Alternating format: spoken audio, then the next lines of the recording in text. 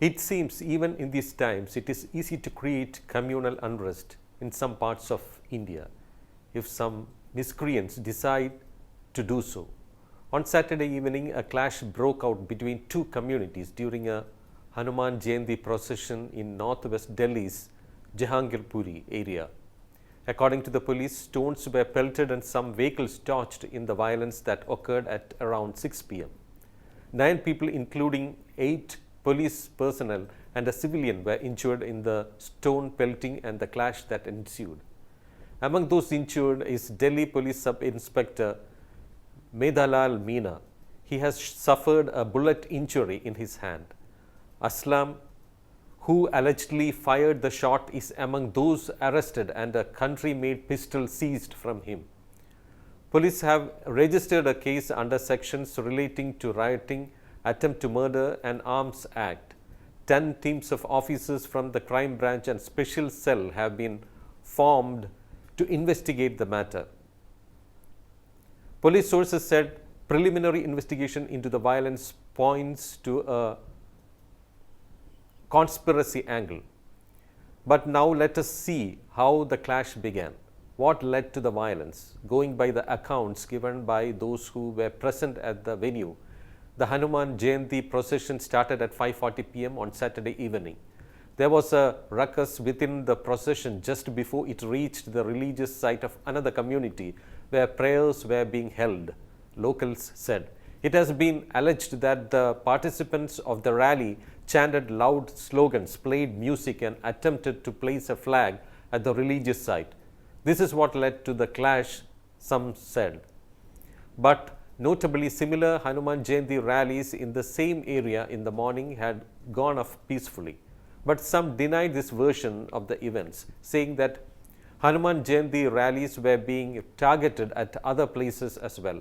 As per another account, clashes broke out after the religious procession was allegedly stopped on account of loud music being played. The police received information of the clashes at 6:20 pm. By 7 pm, additional forces had reached the spot. The situation was under control within an hour's time.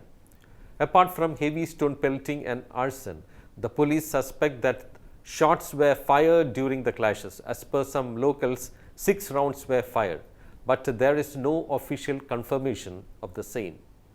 Meanwhile, the police are using drones to see if stones were stored on the rooftops of houses.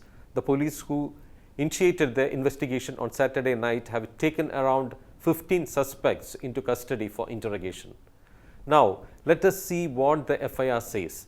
According to it, the rally was passing by a mosque when Ansar, one of the arrested accused, allegedly started arguing with those participating in the rally.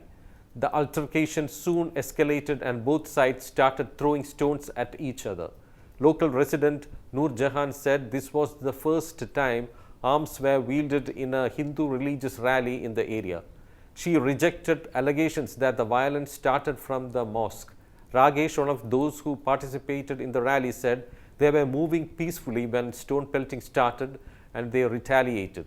Now, whoever is to blame, the incident has resulted in friction between two communities for silly reasons. It is a truth that there are fanatic fringe groups in any religion who have a proclivity for creating mischief in society in the name of religion. Respective religious heads should rein in such fringe elements for the goodwill of society. Now let us end this talk with a pleasant news that comes from Bhopal, the capital city of Madhya Pradesh.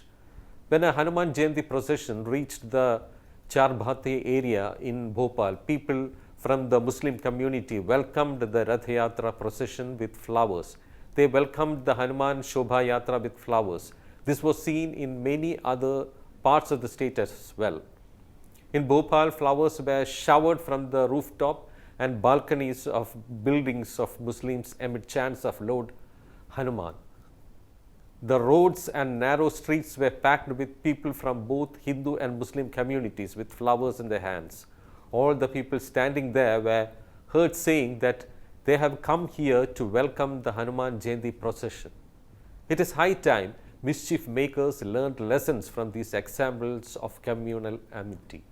If they continue to do what they did in Delhi Hanuman Jayanti procession, they will be like playing into the hands of India's enemies, who are eagerly waiting for a chance to dub India as a communal country.